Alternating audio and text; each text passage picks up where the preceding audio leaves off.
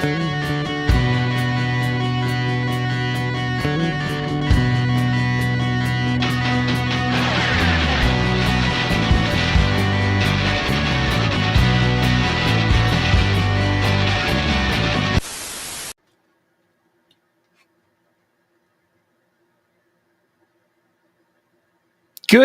evening, everybody. Another episode of Welcome to another episode of The Breakdown. It is July 14th, 2024. We have so much that we could be talking about tonight, but as we said before, we're kind of playing with a little bit of a format. Let's play with some different formats for the summer. Let's have some summer fun. So we're going to try to do a little bit more of that tonight. Because it's a bit of a heavy weekend for anybody who's got a pulse. It's been a bit of a weekend, bit of a historic thing, bit of a may you live in interesting times curse kind of times thing. Um, Obviously, we're talking about the attempted assassination attempt on the the presidential candidate for the United States, Donald J. Trump. That's all we're going to talk about in regards to Donald J. Trump tonight, because there's lots of other things to talk about, but there's this core issue that we wanted to try to explore a little bit tonight. There is lots going on in Alberta politics. We are going to spend some time doing the deep dives that we've promised on all of these issues. There's the Bears, There's the problems with the grizzly bears, where the UCP government has said, hey, you know what? If we deem a bear to be a problem bear, even though it's a species at risk, I think I'm using that terminology correctly, we're gonna let people pay to shoot them and then keep the trophies, because that's not problematic at all. There's been a lot of conversations about Airdrie urgent care. We're going to be doing a deep dive on that one very, very soon, because the healthcare situation in Airdrie has been getting, to call it out of control for a while now would be a gross understatement. It has been out of control for a good long while. And one of the things that people of Airdrie have been waiting for is a hospital. Sounds like it's not quite going to be a hospital that they're getting. We're going to be doing a deep dive coming up on that. We could talk about today's the last day of the Stampede. Thank God. We could talk about the fascinating claims that the city of Calgary has been making in regards to the water usage and implying potential causes of it. And we've certainly received no shortage of DMs this week where people have said, hey, are you going to talk about that certain talk show host who said that, you know, life isn't fair in regards to access to healthcare, and did some fact checking.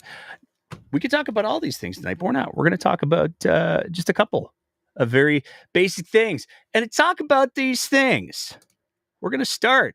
I'm going to bring a guest onto the show, because we got to talk about this guitar right here. Now, the reason why we're talking about this guitar, by the way, 1963 Harmony Bobcat. It's a fascinating story about how that guitar came into my possession almost 2 decades ago, involving rural Alberta, a polka band, and the best lead guitarist that you will ever have seen in your life for a polka band. But that's a story for another day. That guitar was my first guitar ever. Not ever. I had an acoustic guitar before that, but it had horrible strings and the action was bad and it made my fingers bleed. And it was no fun to play. That was the guitar that I learned how to play guitar on. It accompanied me through many, many, many shows, many aggressive shows. For anybody who's familiar, I talk on times about how I used to be a bit of a punk rocker. That show saved my life at more than a couple of shows, not just from breaking falls or breaking amps, maybe occasionally bumping into the occasional Nazi skinhead. I don't know. I can't remember. But the guitar is very loyal companion. And after a few years of that guitar getting utilized, we'll say, it needed some repair work. But like I said, it's in 1963. That guitar is older than me, believe it or not, by a long shot. And so I wanted to make sure that I went somewhere that would take very good care of this beloved guitar of mine. And I spoke to a bunch of different people. There were a bunch of shops that were around at the time. And finally, I settled on, after the advice of a couple of like really old school blues players, I settled on this one place. Now, this one place was in an industrial area, and it was run by a gentleman who was, were we to call him ornery, we would be grossly understating it. This gentleman was not a people person. And sometimes when you walk into a shop, you can tell. You walk into a shop and everything's meticulous, everything's clean, everything's put in all the places. And those places always kind of make me go, there's a formula here. His shop was anything but. There were, I think, at least one dog. There were multiple cats. The entire shop had that vague veneer of tobacco that you get on walls when somebody smoked in that place for a bajillion years. It was chaos. There were parts everywhere. It was just it looked like somebody had blown up a bunch of vintage guitars and vintage amplifiers. And that's when I knew I've got a guy who is absolutely miserable. His shop is in absolute disarray. This is the guy who's going to fix the guitar. 100%, no questions asked. Because the reality is, for him to have gotten the reviews that he got, and I'll add, he worked on B.B. King's guitars when B.B. King came to town. For him to have gotten the reviews that he got, he's got to be unbelievably good at working on guitars. He is an expert of the highest order on working on guitars. And I wanted my guitar work done. So it made perfect sense. This is the guy. I'm going to use this guy. And he did, for the record, a miraculous job on that beloved guitar of mine. But the point that I'm trying to make here is, while he was an expert in guitar repair and restoration and all of those things, he wasn't a people person. And he didn't keep a particularly clean shop. He could have very easily alienated somebody who maybe had softer sensibilities, let's say. Those are all things that could have very, very easily happened. But this dude was an expert. He was renowned. He was spoken about in the highest regards by some of the best guitar players in the city, certainly the best guitar players that I ever crossed paths with. Now, how does this get to be relevant to Alberta politics? Well, it's pretty simple.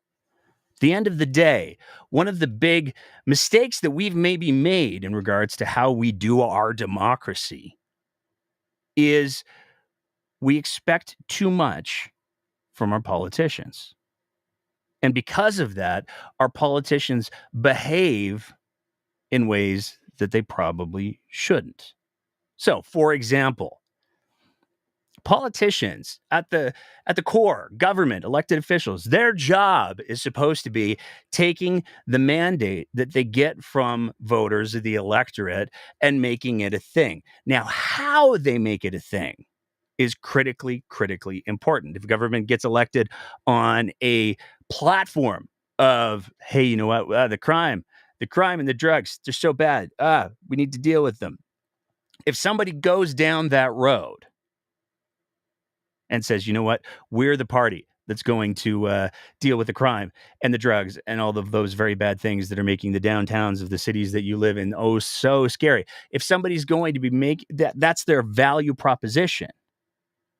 The expectation shouldn't be that the leader of that party is an expert in dealing with crime or an expert in dealing with mental health issues or drug issues or addiction issues or toxic supply issues. That should not be the expectation. The expectation should be that that person who's elected is competent enough to be willing to go into all of these sketchy guitar repair stores to find the experts.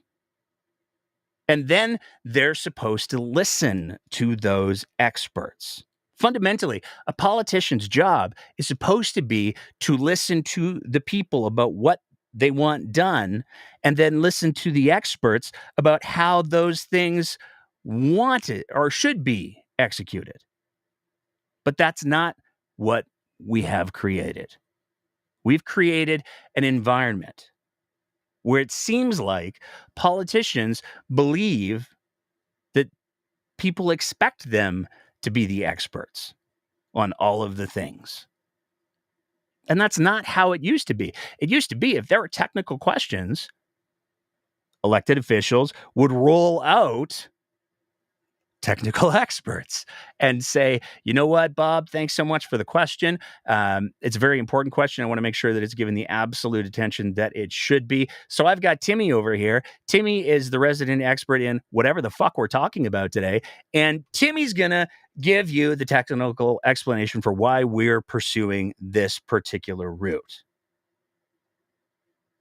That's how it's supposed to be. But that's not what we have right now. What we have right now is elected officials who aren't even so much elected to, certainly with the provincial government that we have in this province right now, they're not elected to follow the will of the people.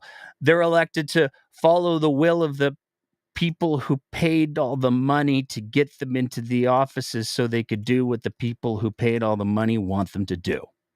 We've seen this time and time again in this province, where particularly with the UCP government under Danielle Smith, and I mean, we've mentioned it on the show before. Jason Kenney he had some challenges. There were some problems there. There's no questions.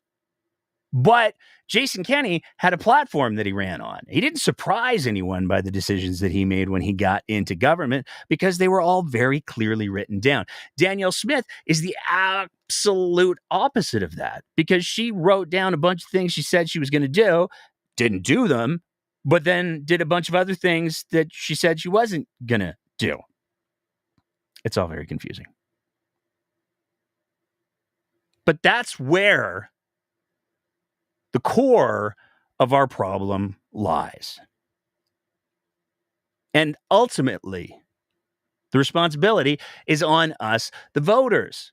Because instead of saying to premiers or MLAs or ministers, hey, I don't need you to be an expert in XYZ. What I need you to do is find the best experts possible, not the ones who align with your personal biases, not the ones who are going to advance the agenda of the people who donated money to get you into office, because that's not who you work for. You work for me.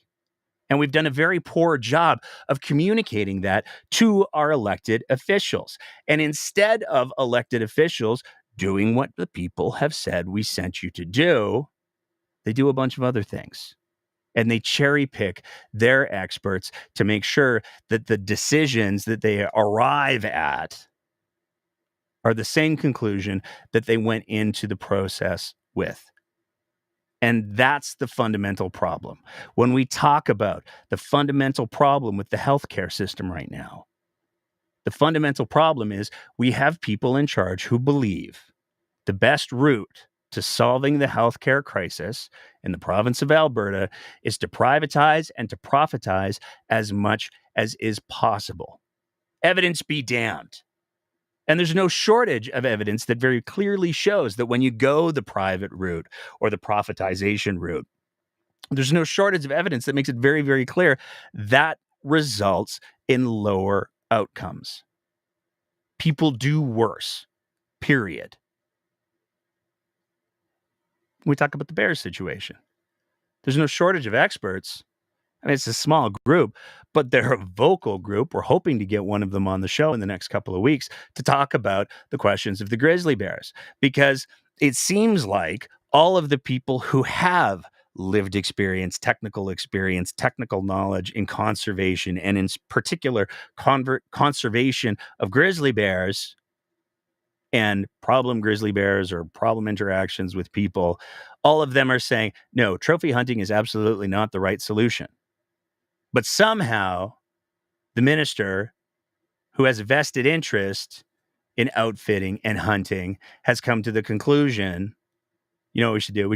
We should hunt the bears. We should let people shoot them. That would be the best thing that we could possibly do. When we talk about issues like safer supply, which we are going to be having a huge conversation about next weekend. Mark your calendars.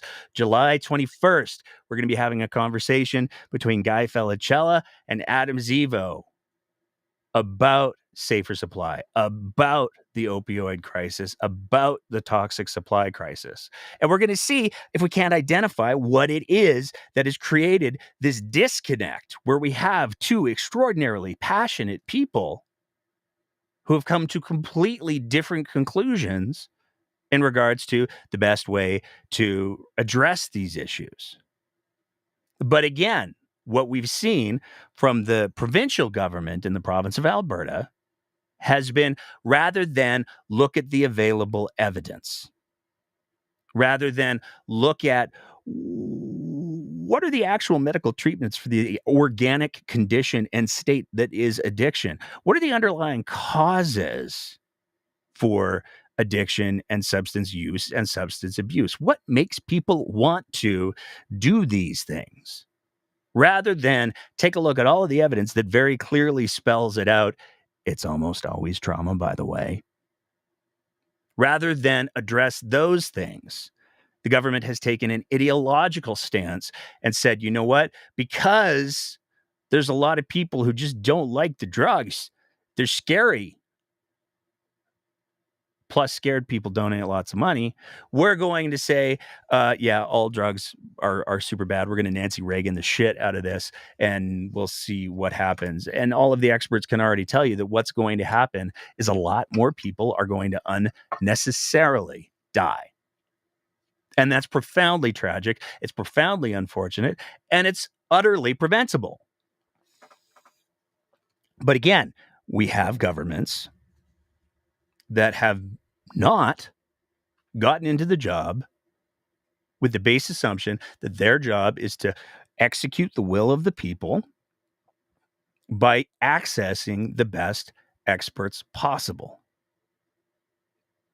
And we're seeing this play out in issue after issue after issue, where people start right out of the gates with the conclusion, and then they source out information to back up the conclusion that they already came to. And we saw this very clearly play out when Dan Williams testified to a Senate committee, and he offered up a convoluted bag of word salad in regards to why a safer supply is just so very bad, and completely ignores the fact that a safer supply, in principle, is supposed to be a bridge so that people don't die from a toxic supply, so that they can access services, so that they can deal with the underlying things that have caused them to want to use drugs, or to choose to use drugs, or to continue to use drugs. All three very different things, by the way. Dan Williams did not express any kind of awareness of those background factors. And this is, again, the problem. For the life of me, I cannot figure out what business somebody has testifying to a Senate committee on the merits or disadvantages of safer supply when they have literally no background in medicine.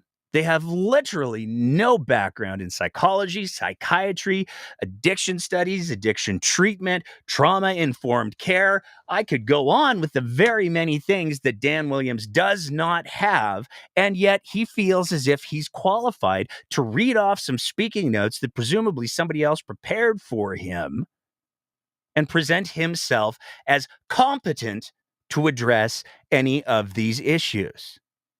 We see this over and over again, this performative need to speak at committees by Danielle Smith. If anybody's going to talk about the energy situation in Alberta, well, it's going to be me. At least Danielle Smith has a history of advocacy for the energy sector, but that doesn't mean that she has the technical training, the technical awareness, or the technical abilities to address the greater problem that isn't just solved by continued reliance on oil and gas for everything. But there's a bigger conversation that we also need to have as well, because one of the fascinating things that I experienced in the last week, because I basically said, you know what, I'm going to take the next week, next few days, and I'm just going to do me things.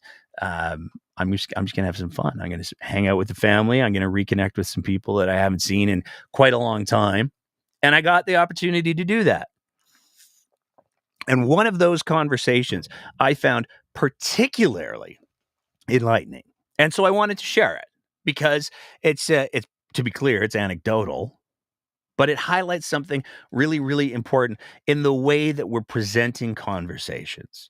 And this is something that we've tried to address for a few years now on the breakdown. It's something that we're certainly going to continue to address.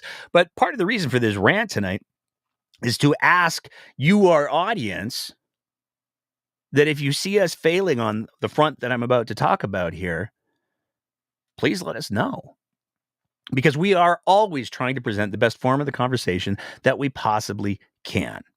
So, that being said, I'm sitting on a patio with a buddy of mine that I haven't seen in years and years and years and years. Fantastic guy. He's got a wife who's absolutely amazing. She's got tons of technical background in construction, in energy production, and of course, we start the conversation inevitably turns to politics. And there's a couple things that I found fascinating here. My buddy does not have social media. And in fact, when he reached out to me after we hadn't crossed paths for the better part of 2 decades, um, he wasn't even aware of my political troublemakings. But he was profoundly, profoundly informed about the political climate in the province of Alberta. He is one of the people that would best be described as the silent majority, as is his wife. These two people are not politically active, but they're definitely politically aware. And at one point, the conversation turned towards the eastern slopes. And I made a couple of jokes about rich Australians because that's what I do. Um, but the conversation did turn serious. And my friend's wife expressed a great deal of frustration because people were saying part of the argument against coal mining in the eastern slopes was, coal's bad, eh? We shouldn't be that dirty, dirty coal. We shouldn't be mining that dirty, dirty coal. And there is, for sure, a very clear argument to be made when it comes to coal for energy, because that's very, very bad. Even when we're talking about metallurgical coal, which is what would be coming out of the eastern slopes, it's not the cleanest option. But the options for the purposes that that metallurgical coal would be used for are pretty limited. And her frustration was it's either going to be metallurgical coal to make steel, or it's going to be this other heavy, heavy, heavy electrically intensive process, in which case you're going to be using massive amounts of carbon producing fuels to generate that electricity in most cases. So what are we doing here? What are we actually talking about? Are we all saying we're never ever going to use steel again?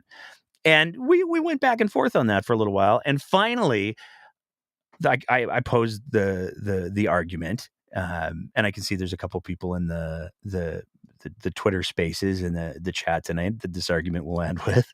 But I posed the argument. There's some people who are just really, really concerned about the impact on the water supply. There's some people who are just really, really concerned about the selenium. And her response to that was, and that's a perfectly legitimate argument. And I wanted to share this story because what I took away from that whole interaction, what I took away from her saying, and that is a perfectly legitimate argument, was maybe we need to talk more about facts in these broad conversations. Maybe the concept of coal is bad is a little bit lacking of nuance. Maybe that's part of what the problem is. Maybe that's part of where the buy-in problem exists. Maybe we need to say, "Hey, metallurgical coal maybe has its places in some parts of the world. Sure would be great if we could generate enough electricity to do the metallurgical stuffs." I'm not an expert on making steel by any stretch of the imagination, but wouldn't it be great if we could generate enough electricity to do those things without having to rely on forms of energy that are produced by the combustion of natural resources? That would be absolutely fantastic. But the selenium thing, it's going to kill um, ranching. It's going to kill agriculture. Probably going to kill some people. Probably going to destroy the water supply. What do you think about that? And instead of making it a part of a perceived greater agenda, just talking about, if somebody's holding a gun to your face, the conversation should probably start with, "Please don't shoot me," instead of, "Guns are bad. Let me tell you why."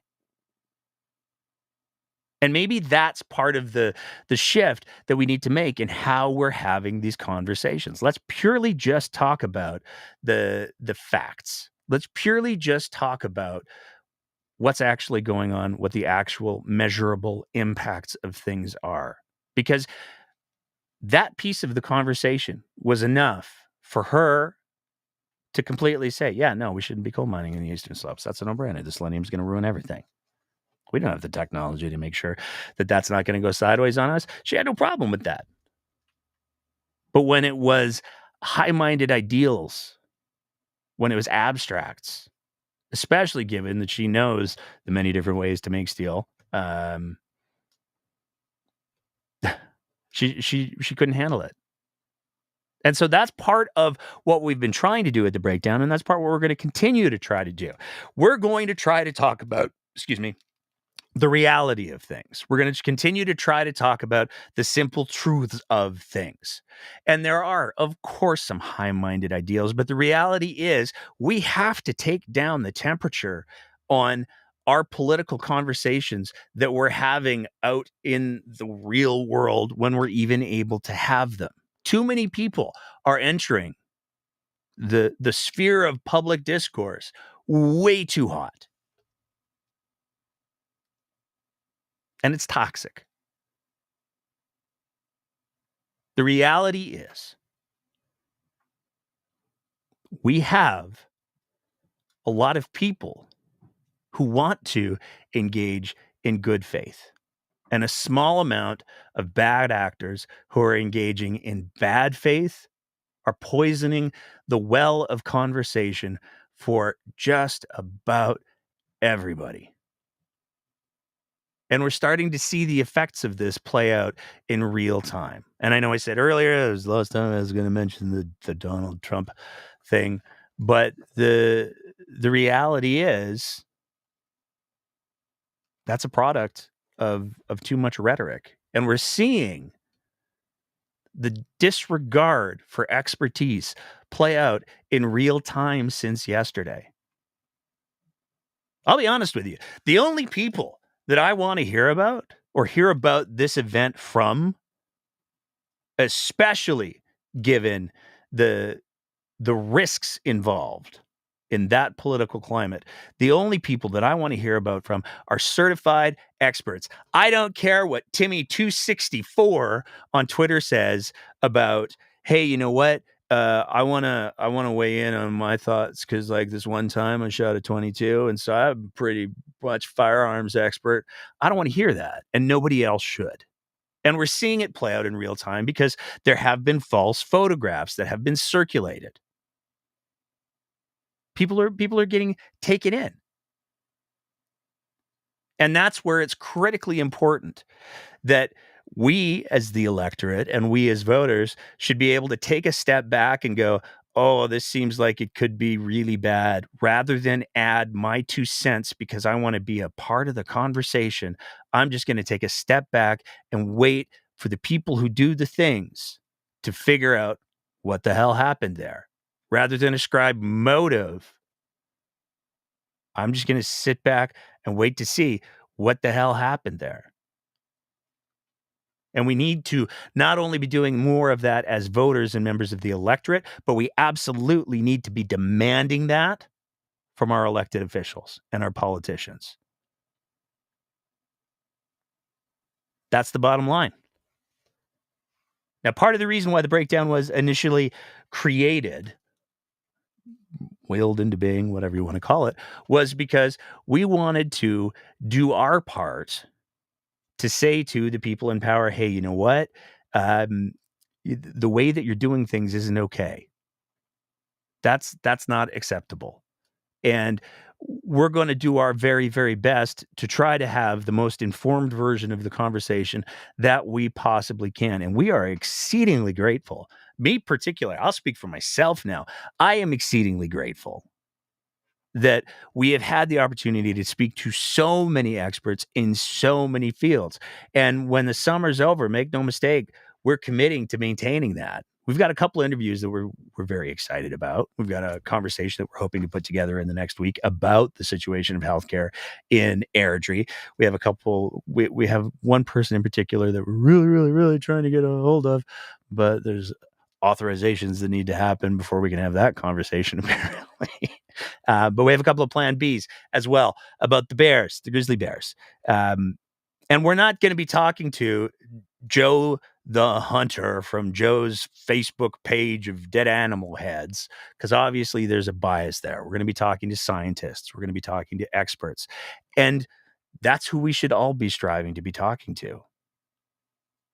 And that's particularly who our elected officials and our politicians should be striving to talk to. But they're not going to do it unless we demand it from them. Make no mistake, we are at an exceedingly dangerous point in history. I spent the last couple of days out camping in an amazing campground run by a First Nations family who were very generous with their time. They were very the patriarch was very generous in having extended conversation with me that I was very grateful for. And when I started to get the text messages from the people saying, "Holy shit, this is it. This is Franz Ferdinand territory. We're in it now." They're not wrong. When smart people start to get scared, when the people who spend most of their time going, "Whoa, whoa, whoa, everybody, we need to take it down a notch. It's not that bad." When those people start to say, "Oh, oh, this is very, very bad," that's where we need to make sure that we're listening. And whether we're talking about political scientists like Dr. Dwayne Bratt and Dr. Lisa Young and Dr. Jared Wesley saying Alberta there's a creeping fascism that's happening here in Alberta. We should all be paying very close attention.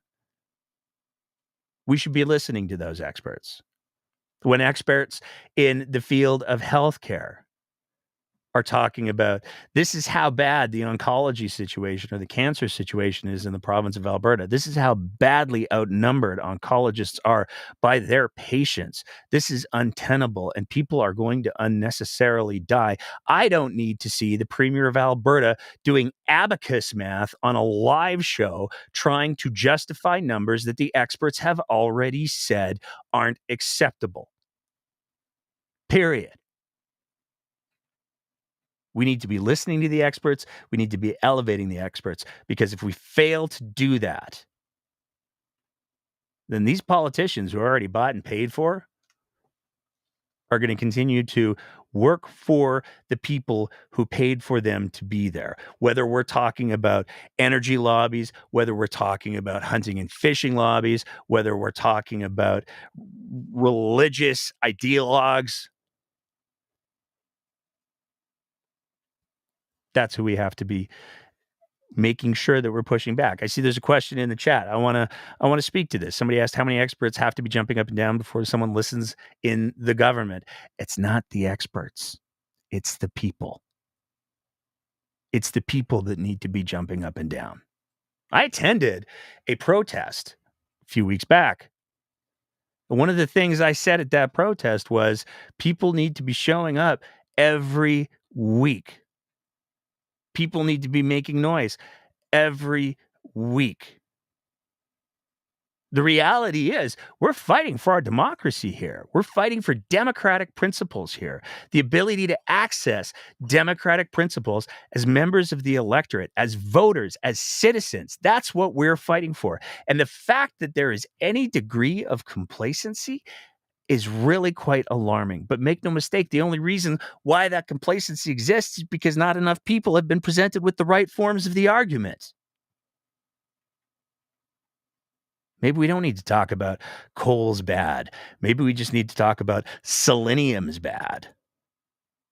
Massive amounts of selenium in the water table are bad. Maybe that's all we have to say, because it stands the benefit of being unequivocally true. Now, I know this, I say this every show, and I know I say this at the end of every show, but you got to have the conversations. You got to talk to people. Because if you do, in ways of facts, that's how we avoid the emotional reactions that people have. When I brought up the Eastern Slopes to my friend's wife, she got going real fast because she was so angry about the oh, well, we have to get off of this and we have to get off of that. And there's no question that there's a global energy transition that's happening. And there's no question that ideally Alberta should be at the forefront of that. We're not doing so great with that, with the renewables pause and all of that. But that frustrated her. When we just talked about, yeah, but the poison in the water, that's bad, right? Oh, totally. No, that alone is reason why it shouldn't go ahead. I know I'm repeating myself here, but I'm repeating myself because it hit me in the face so hard. Let's find the one thing that everybody can agree on, and let's talk about that. Because make no mistake, as much as props to the premier. She managed to get through the stampede without posing for any like hate mongery t-shirts. So I guess that's where the bar is. She gets a plus for that, I suppose, this year. But the mining proposals that exist in the Eastern Slopes are still going ahead. The hearings are still happening. The fracking proposals that we talked about in regards to the dam and the proximity to the dam, those are still going forward. Those hearings are still going forward. It hasn't been stopped. When we get into depth on what's going on in healthcare with Danielle Smith and with Airdrie and with Angela Pitt and with the consortium that's been brought in to profitize access to healthcare in Airdrie, that's going ahead. I've said it before, and I'll say it again, and I hate the fact that I have to acknowledge this. I love the fact that it appears that he's not in Alberta anymore, but David Parker was right. He was right about a lot of things. And one of the biggest things that he was right about is that people are too apathetic. People need to be engaged in their democracy. And one of the great dangers that we face right now, particularly as the province gets ready to head into the UCP's annual general meeting and their policy convention and their leadership review, is that while David Parker may not physically be in the province of Alberta anymore, the ghost of David Parker very much is. Because the ghost of David Parker still has activated all of those people in all of the gross ways who are going forward to take over school boards because they have all of this misogyny, they have all of this homophobia, they have all of this transphobia.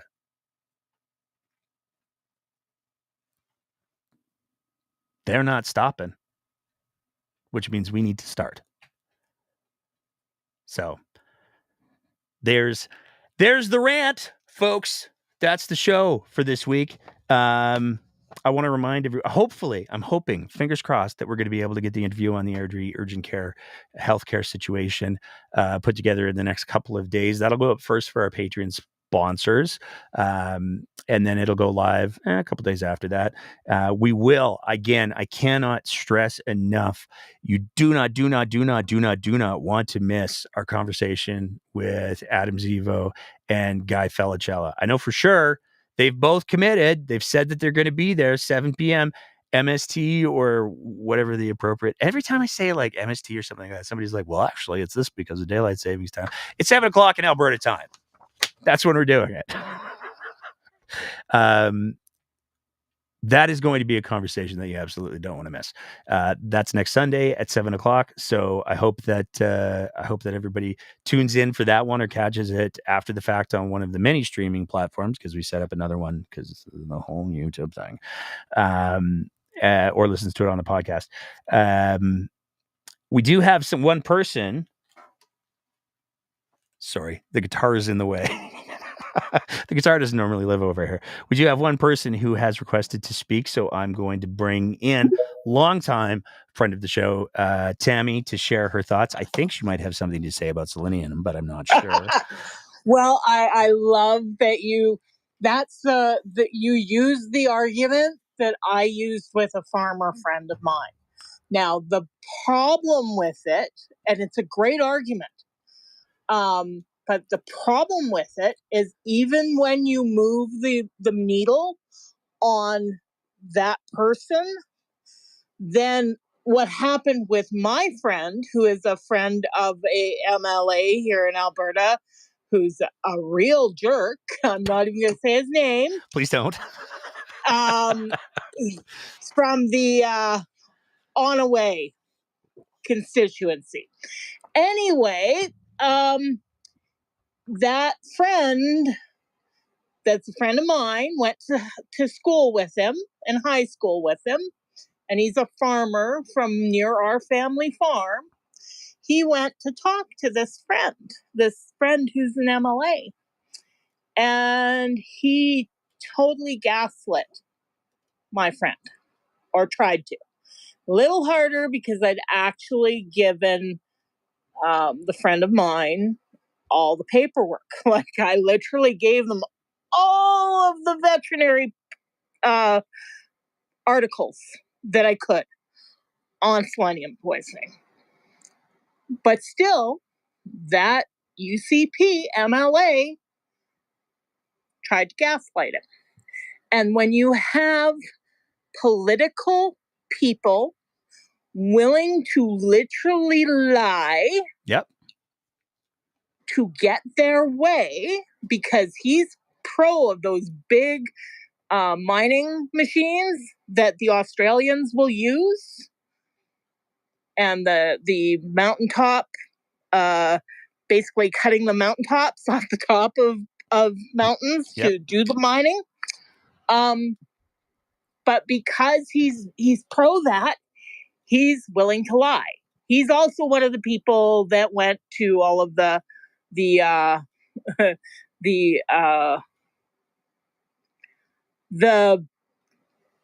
sorry, it's my stroke. Yeah, no, it's all good. I have a feeling you're about to say non-collegist conventions. No, well, I don't think he was at well, maybe he was. No, I was talking about the folks that went down to Ottawa with the trucker. Oh, the convoy. Yeah, the convoy. He's pro the convoy. I won't use that word. So yeah, like this, and that's the problem with our UCP government. They are so in the pocket of industry because the industry is tossing them money back, right? They're in the pockets of those people because they're basically guaranteed a job. Yep. When they leave. That MLA that I was talking about, his family doesn't even live in Alberta anymore. He's out in somewhere in the States. I can't remember the place in the States. Well, now I know who you're talking about. His wife and kids are out living in the States, and he's an MLA. How does he... Like, he's got no skin in the game in Alberta anymore. He's got no care about maintaining Alberta for Albertans. He's in it for his pocket to be filled. That's what he's in it for. But I think that's part of how framing the conversation works. And if I may, Go ahead. the way that I would kind of the way that I've sort of said when people are saying, "Well, I'm going to talk to my MLA," absolutely, please do talk to your MLA. Here's the thing, though. Yeah, I would start with the base assumption, like, just be open to the possibility that what I'm saying is your MLA is in the pocket of big business, whatever big business we're talking about, whether it's Mm-hmm. mining coal or oil or hunting grizzly bears or. Just be Yeah. open to that possibility. And if they can't demonstrate to you how selenium's bad, if they can't say, "Oh no, selenium is actually great," and here's the article from Science that says, "Oh no, selenium actually it I don't know, cures cancer or some such nonsense." If they can't present that, when they say, "Oh no, it's not a concern," then you have to ask yourself, are they telling you the truth or not? And if you front load people with that, if you say to people, "Hey, I've got very good reason to believe that Todd Lowen and his decision to allow people to trophy hunt grizzly bears isn't about managing the grizzly population." Yeah. I think that, he's got this outfitting hunting gig that he has had for years and years and years. Danielle Smith talked about how much she enjoyed going up to his hunting lodge in the run up to the UCP leadership race. Yeah. This guy has a clear bias. And so who are the environmental experts that Todd Lowen has that don't have clear ties to, I don't know, big hunting? Yeah. Um, and if he can't present those, then I just want you to be aware of the fact he might be fucking with you. Pardon my language. You know I'm fine with that kind of Well, yeah, I language. know. I try to keep it I manageable. know. I know. But I on the bear thing, I had to share with everyone, and I hopped on YouTube to do it.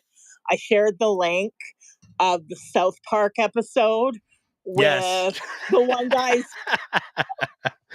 Uncle Bob, what Jim Bob, yeah, and how he goes, "Oh my God, he's gonna attack us!" And he shoots, and he's like, "Well, the rules say as long as they're gonna attack us, we're allowed to shoot them." And I'm like, that is just totally Todd Lowen. That is the Alberta government yeah. right now. Well, see, and here's the thing for me, and I've said this elsewhere.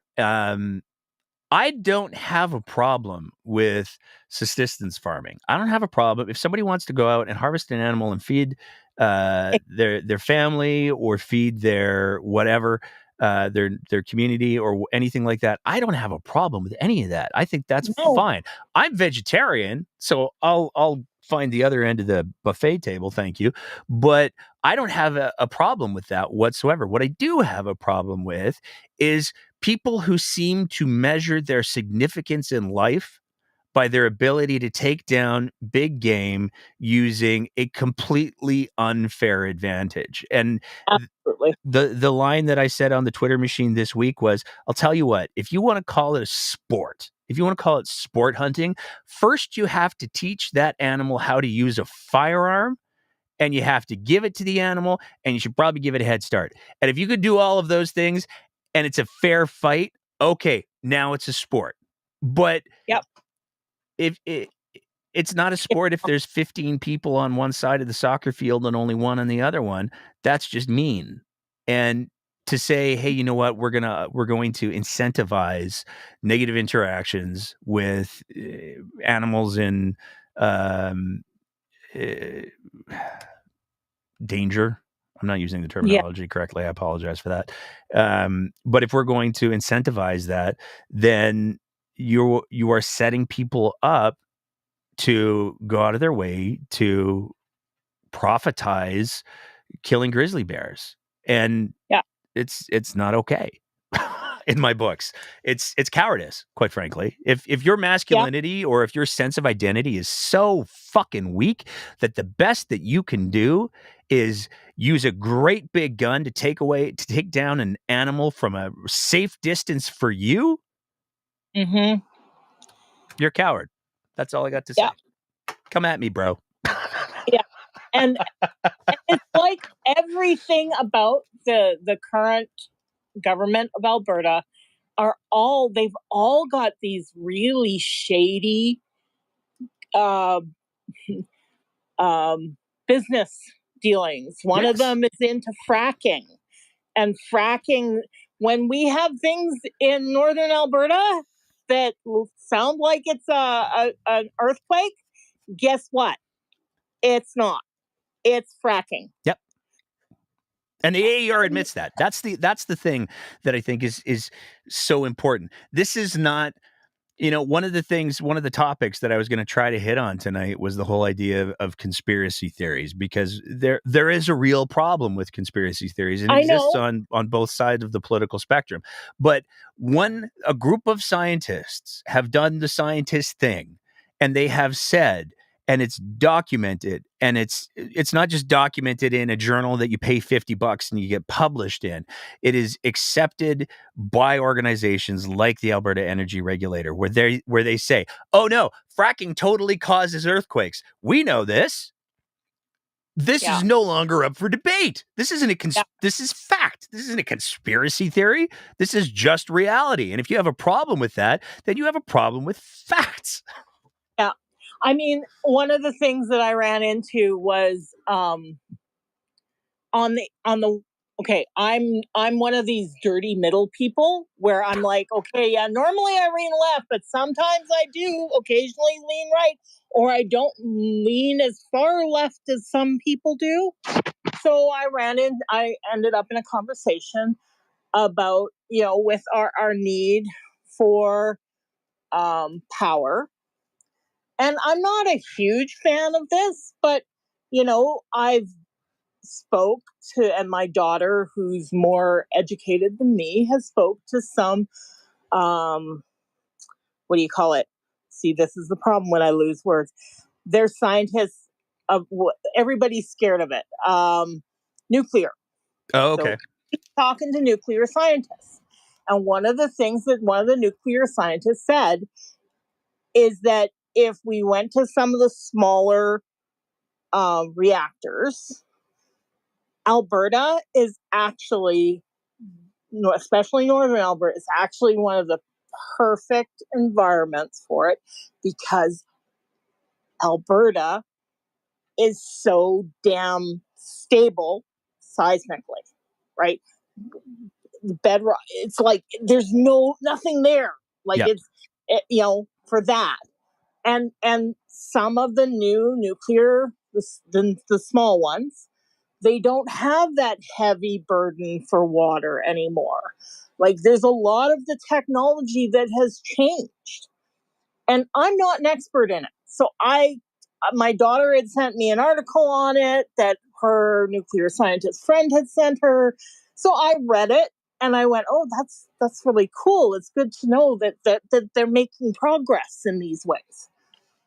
Um, and I basically set it aside. But then I got in a conversation and I didn't save where I put that article, so I couldn't share with the person. But they were totally no nuclear, never nuclear, no nuclear, never nuclear, because they're talking about old technology. And I'm like, but you have to understand technology changes and things get safer the more we work on things. Like, you know what? I might not be anti selenium or anti mining as I was if I didn't know that so far there is absolutely no way of taking the selenium out of the water. Yes. There's none. Yeah. Doesn't exist. Right? They've tried. They're trying to figure it out. Can't do it. So science can't always fix everything, but when science advances and you can then do the thing, if you still need to do them, well, it's really good to know that you can without wrecking everything, Yes. right? It's not that I'm highly pro nuclear. I'm just saying, okay, they're right. As far as, Alberta, seismically stable, unless you're fracking, which is already wrecking the environment. right? They're Yeah. like, oh well, there's what shakes in Alberta, and it's like, yeah, because they're fracking there, which has a tie to the Alberta government. So one of them, and I'm like, oh. And then the other one that wants to bring in education, but vouchered Yeah. education. It's like they're all tied into the worst things that go on in the States.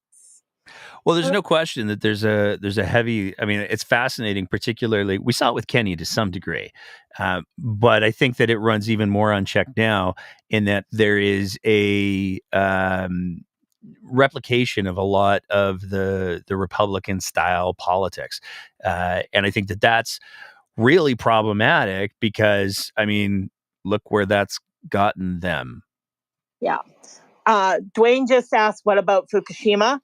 Fukushima is old technology, Dwayne. Just so you know, that was actually one of the discussions in that article that I was reading. Fukushima's old technology. They, just because a technology is being used, that doesn't mean that it's necessarily the newest technology. Well, I mean, the other argument that, and this is where I want to be clear. I'm not advocating pro or against nuclear in any way. I am not a That, nuclear energy expert at all. But that being said, I look at how many of the United States critical military naval pieces use nuclear power, especially the ones what run underwater, and I go, I think they might know something. I yeah, mean, the reality is that Canada currently does run 18 nuclear reactors. I was looking that up as you were talking. I just don't have that committed to memory. But Canada does run 18 nuclear reactors right now. yeah, I think there are ways to do lots of things safely. I would probably argue that building nuclear reactors in places, as you said, that are prone to earthquakes and tsunamis is maybe not the best choice. But again, not an expert. Um, yeah. I would agree on that one. Lynn, thank you. Is there anything else you want to throw in there, Lynn? It's Tammy, but no, I'm that sorry. was that's Ugh. okay. Okay. Hey, if it was me, I'd be like, "What's your name?" You know, the stroke thing. I lose names all the time, so At you least get called Lynn. That's all good. We're all good. you've got a good excuse though. I just got too much sun. Like that's what my problem is I got way too much sun over the last couple of days. If you're watching the video, you can see I look like a tomato right now. Um, So, so the only other thing I'm going to mention is, my promise to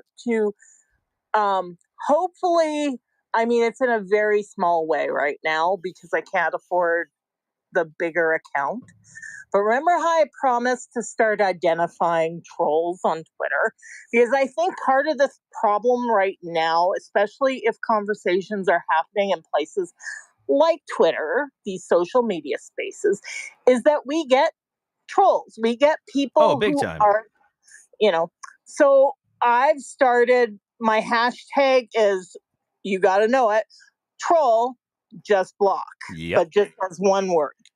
And then I'm using a tool, of course, Tech Girl, where I go and I actually run the numbers on the accounts that I pick up. And then I post. And I'll post something funny about them. I take a screenshot of the screen from the app that I'm using to get the numbers. And I add something either cute or goofy sometimes. Sometimes I give, you know, a, a, a bit of text context. Because what I said is, it's really easy to say these zero, well, I call them 0%ers. They're literally trolls that are just there. They're everybody, almost everybody on their account that they follow are all just junk accounts, right? So that's a 0%er. But 0%ers are easy to kind of go, oh yeah, troll, they're just noise in the background, right? The ones that are actually scarier are the ones that are a 20%er or a 15%er or a 33 percenter, because they don't always just appear like a troll. Yeah. They are a troll, but they don't appear like a troll. They're a troll in hiding. They're actually scarier because they're the ones that come up with things that almost sound plausible Well, and cause the misinformation. there's troll farms. I think we all know that Oh yeah. there's troll farms, and I think we all know that. I mean, it is documented again. I'm not being conspiracy theory here, but it's Nope. documented again that there are foreign governments that spend a lot of money and a lot of resources making sure that, and they're for hire. I mean. There is an amazing journalist. She was the founder of the Filipino publication called Rappler. Highly recommend anyone check out the work that she's done, because she has done an incredible amount of work on highlighting the fact that there are foreign governments and there are governments who absolutely utilize troll farms to advance and destabilize specific agendas. But there are also troll farms that are just straight for hire. And I'm pretty confident that the breakdown has been targeted on a couple of occasions by troll farms for hire. So it's a real thing. And I'm glad that you're doing that work to try to bring awareness. I mean, my litmus test is, Yeah. are they like a 15 account follow and one of their follows is Arthur C. Green? As soon as I see that, I'm like, nope, bought and paid for. I got no time for this. Yep. Yep. No, there are certain ones that their follows just tell them right away. Um, and you go, oh yeah, that's a troll. But I have so many that I actually ran my max amount that I'm allowed to run on the account for this month, in fact. Um, so It's I the don't know. 14th. I know. I just got it this morning. Yeah, but you got to remember, I'm autistic, so I get dug into something. It's almost like playing a video game. Woo-hoo, I'm gonna hunt the trolls. Hunt the trolls. That's fair. Awesome. So, yeah. So I'm doing that. So if anybody is interested, like I said, hashtag troll just block. There we go. I want to say thank you so much. I am so embarrassed that I got your name wrong. That That's a is just mortifying for me, Tammy. You've called into the show so many times, and I just I will use this opportunity to answer one of the questions in the comments. I'm actually technically I'm a stealth ginger, so and I can use that word because I am, but I do have a fair amount of red that in particular shows up in the sunlight, and I am very fair skinned. I burn up in the sun quite easily, and this is even with sunscreen. I am so diligent about my sunscreen now, and I still got cooked. So yeah. there we Yeah. go. Tammy, thank you so much. I'm going to bring in. We got a new person who wants to weigh in, and then I'm going to shut it down for the night because I've had too much sun. Have a good one. Thanks, you too. We're gonna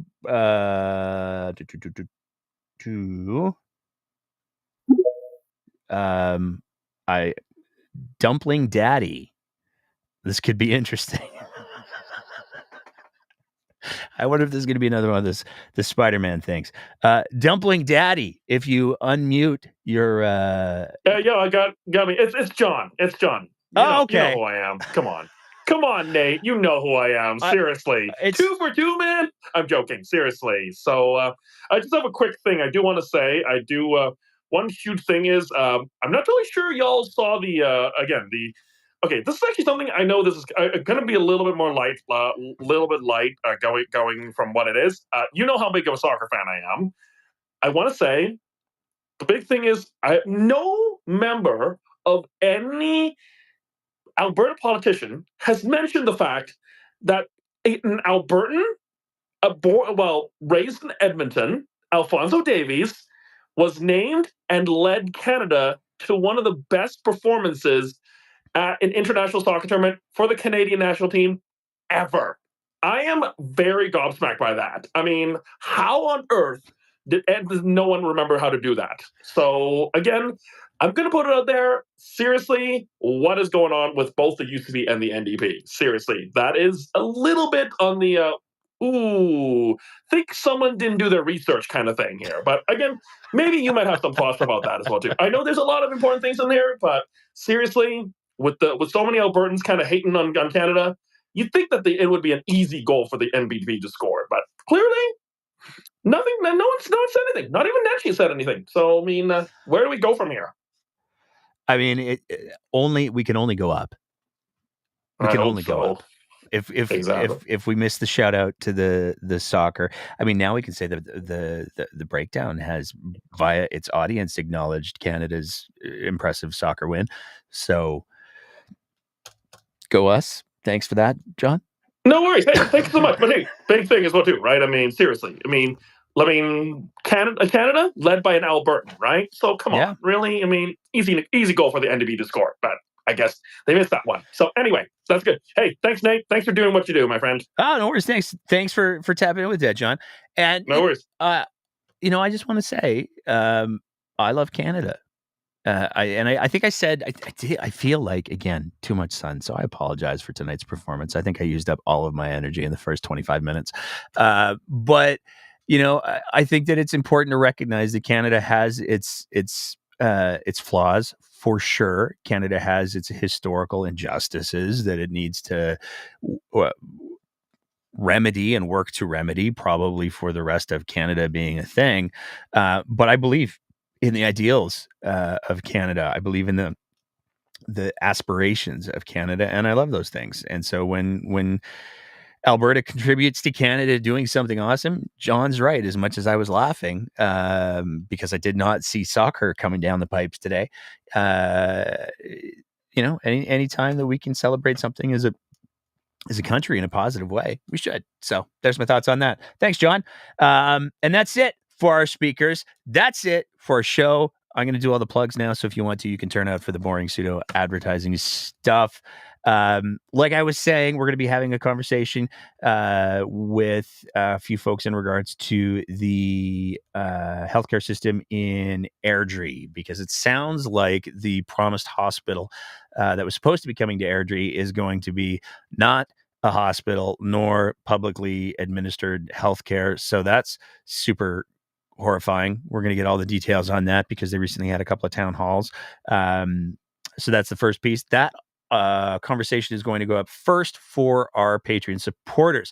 We're only able to produce the kind of content that we do here because of the support that we get from, well, our entire audience, but especially when it comes to the hardware and the upkeep on all of the software and the platforms and the subscriptions and the things, because of our Patreon supporters. So if you appreciate the kind of content that we're trying to produce here at The Breakdown, we would love it if you have the means, if you could sign up to be one of our Patreon sponsors at www.patreon.com/thebreakdownab. Now, that being said, we also have heard everybody's concerns that, hey, I just wanted to maybe give The Breakdown a one-time thing, or I'm not comfortable signing up for a subscription, or I don't like Patreon for a whole bunch of reasons. So we have also created the mechanism by which people can just do a direct e-transfer to info@thebreakdownab.ca. That's info@thebreakdownab.ca. And it's because of the support that we don't have to do the advertising, which is fantastic. So we are in the process. We are a hair's breadth away from getting the fancy camera thing that we wanted to get so that we can do more out in the real world stuffs.